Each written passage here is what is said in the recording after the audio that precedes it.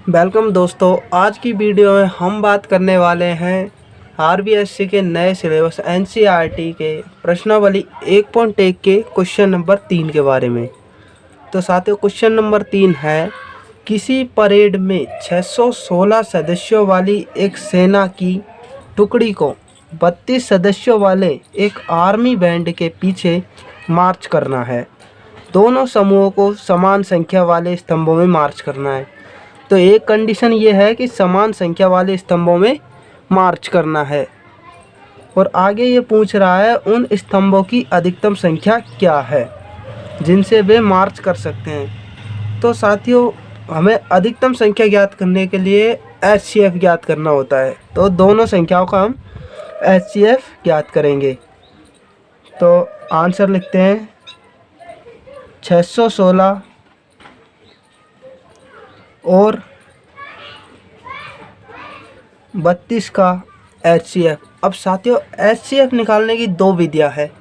पहली है अभाज्य गुणनखंड विधि और दूसरी है यूक्लिड विभाजन विधि। और क्योंकि हम यहाँ पर प्रश्नावली 1 में यूक्लिड विभाजन दी गई है, तो हम इसी विधि का प्रयोग करेंगे। तो 616 और 32 का एचसीएफ हम ज्ञात करेंगे यूक्लिड विभाजन विधि से। तो चलो साथियों, ज्ञात करते हैं। तो यहाँ पर ए कौन सा है? तो मैंने आपको बताया था कि जो बड़ी संख्या होती है वो होता है ए, और जो छोटी संख्या होती है वो होता है बी। तो हम यहाँ लिखेंगे यूक्लिड विभाजन प्रमेयिका से। तो साथियों, यूक्लिड विभाजन प्रमेयिका है a बराबर b q प्लस r, जहाँ पर q भागफल है और r शेषफल है, और जहाँ r का मान है जो 0 के बराबर हो सकता है, 0 से बड़ा हो सकता है, लेकिन b से छोटा होता है हमेशा। यहाँ पर मान रखते हैं a का मान है 616 और b का मान है 32। और अब हमें q का मान निकालना है। तो इसके लिए हमें 616 में 32 का भाग देना होगा। तो उसका भाग देते हैं, एक बार गया तो ये बच गया। ये साथियों आपको रफ कार्य है, इसको पीछे करना है। तो ये बच जाएगा यहाँ पे 29, 6 उतार लेंगे और फिर से भाग देंगे। तो ये लगभग जा रहा है 9 बार। तो 9 बार भाग दे देंगे। 9 2 18, 1 9 3 27 और 1 28। तो यहाँ पे बच जाएगा 16 में से 8 गया तो 8, और ये 8 शेषफल बच जाएगा। तो यहाँ से Q का मान आया क्या? 19, और प्लस R का मान आया 8। साथियों, आपको यहाँ ये प्रक्रिया तब तक दोहरानी है जब तक कि R का मान 0 ना हो जाए। तब ये r 0 के बराबर नहीं है। तो हम फिर से इन दोनों संख्याओं को लेते हैं। यहाँ पर a बड़ी संख्या 32 और b का मान है 8। तो फिर से भाग देते हैं। तो 8 का भाग 32 में देंगे तो 4 बार जाएगा, 8 से 32, और शेषफल आएगा 0। तो साथियों, यहाँ पर r का मान 0 आ गया है, तो हम आगे भाग नहीं देंगे। और r का मान 0 आने पर b का मान जो होता है वही क्या होता है? एचसीएफ। तो यहाँ पर 0 है और b का मान है 8। तो 616 32 का जो एचसीएफ है वो होगा 8, और यही हमारा आंसर है। नीचे हम लिख सकते हैं, अतः मार्च करने के लिए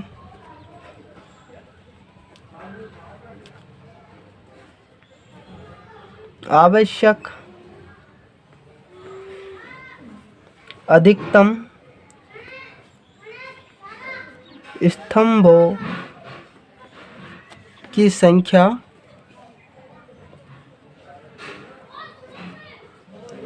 8 होगी। कितनी होगी साथियों? 8। साथियों, क्वेश्चन नंबर 4 है, यूक्लिड विभाजन प्रमेयिका का प्रयोग करके दर्शाइए कि किसी धनात्मक पूर्णांक का वर्ग किसी पूर्णांक m के लिए 3m या 3m+1 के रूप का होता है। तो चलिए साथियों इसे हल करते हैं।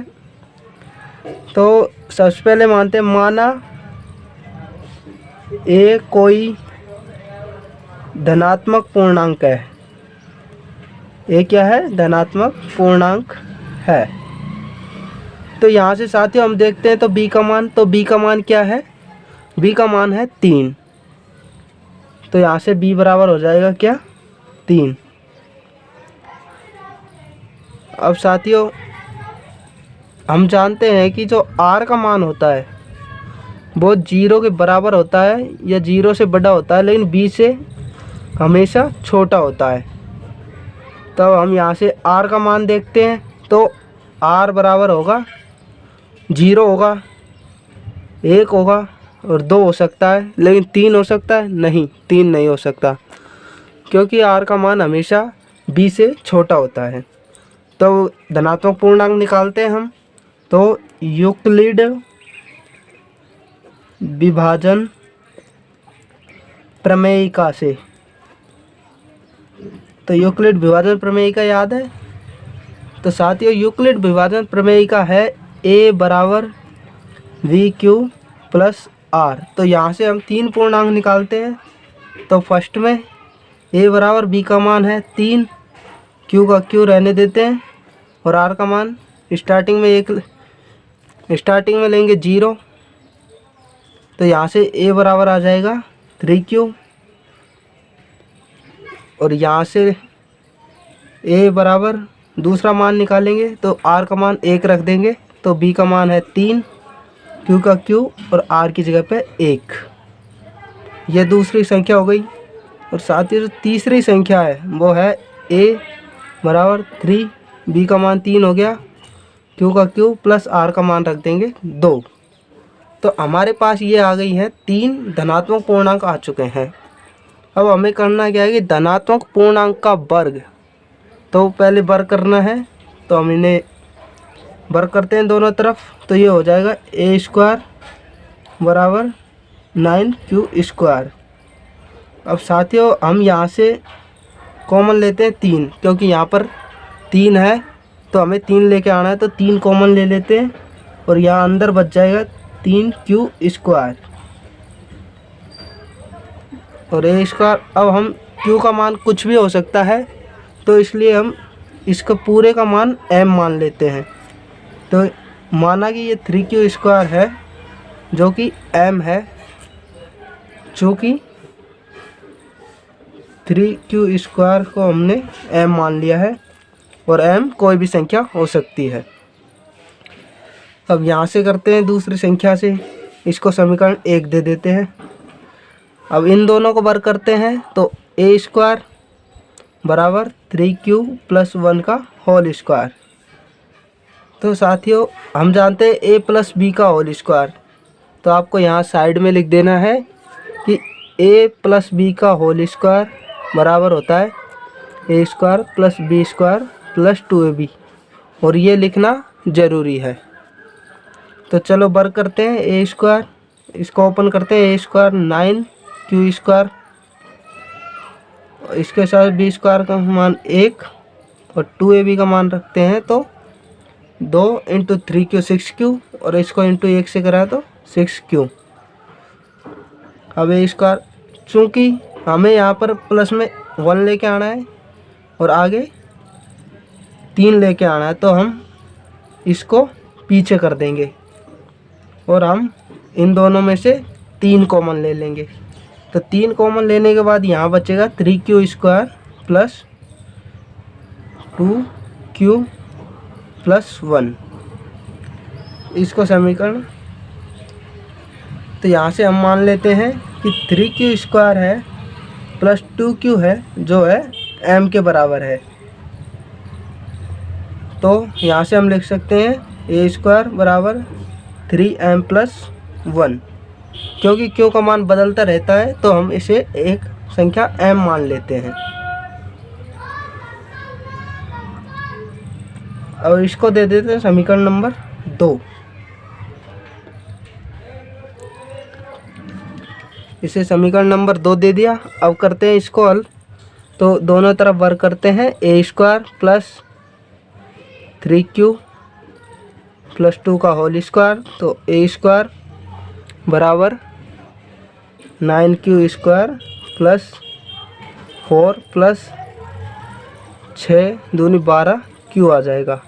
तो यहाँ से 9q स्क्वायर प्लस इसको आगे ले लेते हैं 12q। अब साथियों हमें फिर से +1 लेके आना है, तो इसे 4 को हम लिख सकते हैं 3 + 1।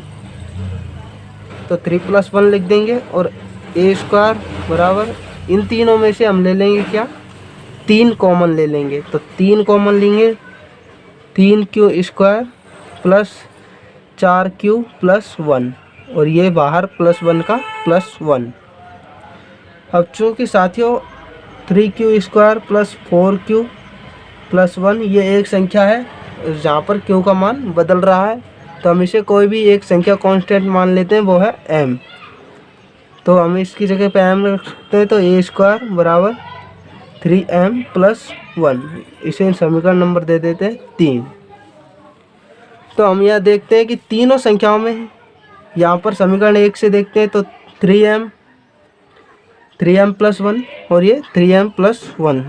तो यहाँ पर लिखेंगे अतः समीकरण 1, 2 और 3 से हम यह कह सकते हैं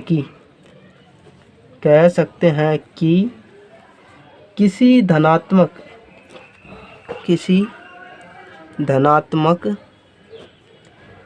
पूर्णांक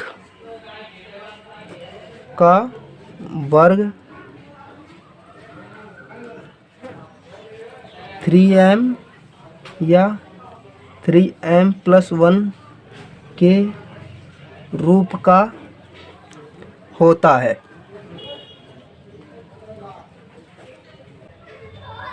क्वेश्चन 5 है, यूक्लिड विभाजन प्रमेयिका का प्रयोग करके दर्शाइए कि किसी धनात्मक पूर्णांक का घन 9m + 1 या 9m + 8 के रूप का होता है। तो चलो आंसर करते हैं। तो सबसे पहले मानते हैं, माना कोई पूर्णांक a है। तो साथियों क्योंकि यहाँ पर 3 संख्या है तो हमें शेषफल भी 3 चाहिए, और शेषफल 3 चाहिए तो हमें b का मान भी 3 मानना पड़ेगा। तो हम यहाँ पर b का मान ले लेते हैं 3। तो आप जानते हैं शेषफल हमेशा भाजक से छोटा होता है और 0 के बराबर या 0 से बड़ा होता है। तो यहाँ से r का मान हो जाएगा 0, 1 और 2। तो हम यहाँ पर दे रखा है यूक्लिड विभाजन प्रमेयिका का प्रयोग करना है। तो यहाँ पर लिखते हैं यूक्लिड विभाजन प्रमेयिका से, अब हमें यूक्लिड विभाजन प्रमेयिका से 3 धनात्मक पूर्णांक निकालने हैं। तो यूक्लिड विभाजन प्रमेयिका याद होगी सबको। तो यूक्लिड विभाजन प्रमेयिका है a बराबर bq + r। यहाँ से a बराबर b का मान रखेंगे 3, q का q + r की जगह पे 0, तो a का मान आ जाएगा यहाँ से 3q। अब यहाँ पर दोबारा रखेंगे a, b का मान 3, q का q और r की जगह पे 1 रख देंगे।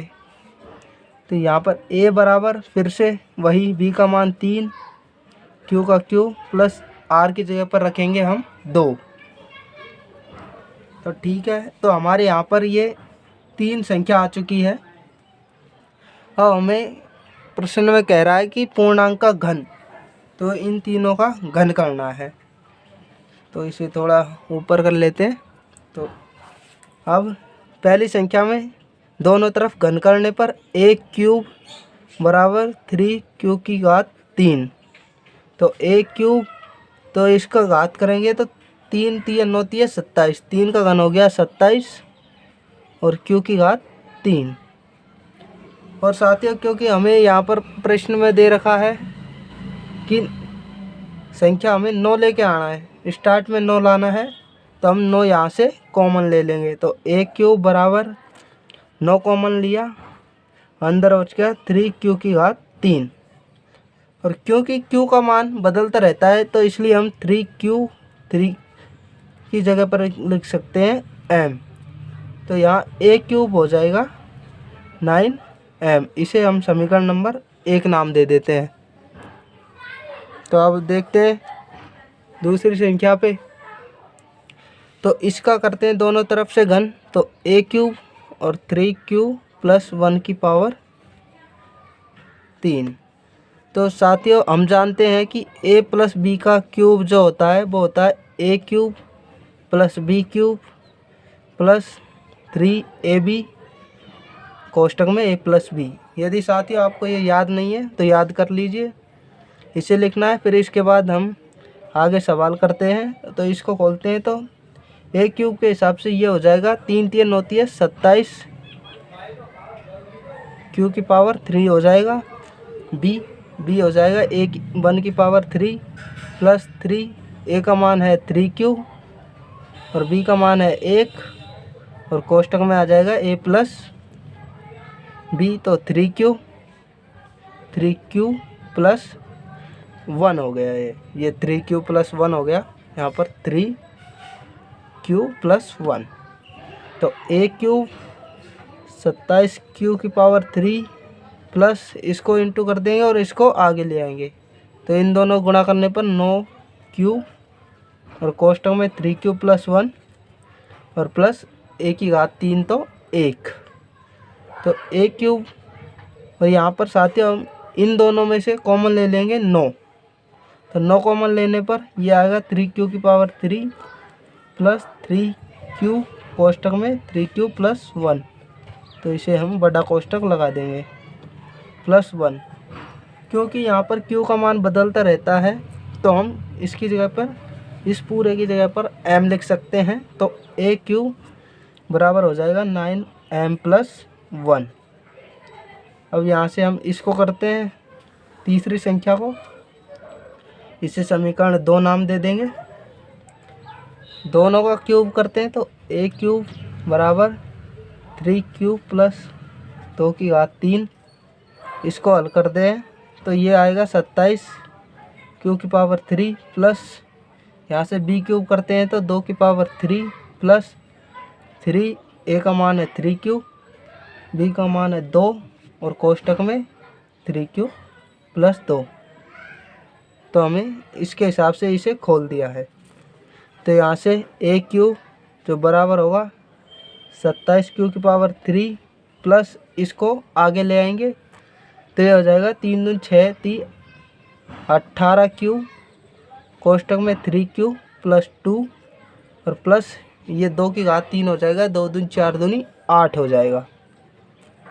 तो a क्यूब, तो साथियों हम यहाँ से 9 कॉमन ले लेंगे तो ये बच जाएगा 9q की पावर 3 3 बच जाएगा, 3q की पावर 3 प्लस 2q और अंदर बच जाएगा 3q प्लस 2, बड़ा कोष्टक लगा देंगे और प्लस 8। तो साथियों चूँकि यहाँ पर q का मान हमेशा बदलता रहता है तो 9 और इसकी जगह पर हम लिख सकते हैं m प्लस 8 और इसे हम नाम दे देंगे समीकरण नंबर 3। अब हमें नीचे लिखना है अतः समीकरण 1 2 व 3 से हम कह सकते हैं कि किसी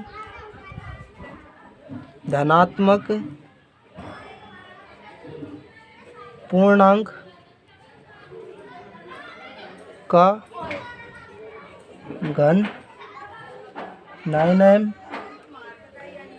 प्लस 1 9m प्लस 8 के रूप का होता है। तो साथियों इस प्रकार आपकी प्रश्नावली 1.1 ख़त्म हुई। अगली क्लास से प्रश्नावली 1.2 स्टार्ट करेंगे। Thanks for watching.